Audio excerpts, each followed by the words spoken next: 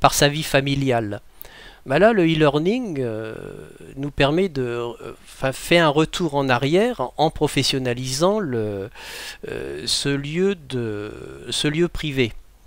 Alors, dans le lieu privé, on a un ensemble d'interfaces, elles se sont même multipliées. On peut avoir des ordinateurs fixes, des ordinateurs portables, des tablettes, des smartphones, et on s'est donc éloigné de la posture historique, j'allais dire c'est la posture informatique, du rapport entre un homme, une chaise, un bureau, un ordinateur, hein, face à face, qui pouvait être fécond, mais un face à face statique, à une dimension beaucoup plus mobile, et l'apprenant doit penser son lieu de formation.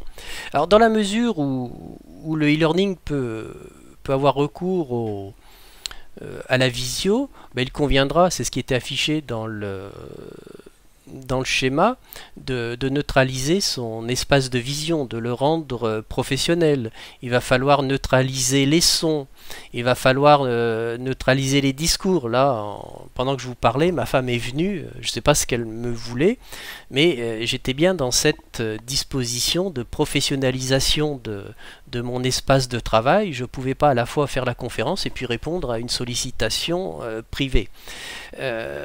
Il conviendra donc au tuteur d'expliquer en entrée de formation quels sont tous ces enjeux, et voire même au-delà de bien expliquer à l'apprenant qu'il est devenu lui-même un technicien. Il va falloir qu'il acquiert de nouvelles compétences qui sont spécifiques au e-learning et spécifiques à l'espace, être en capacité de comprendre que cet espace, c'est technologisé.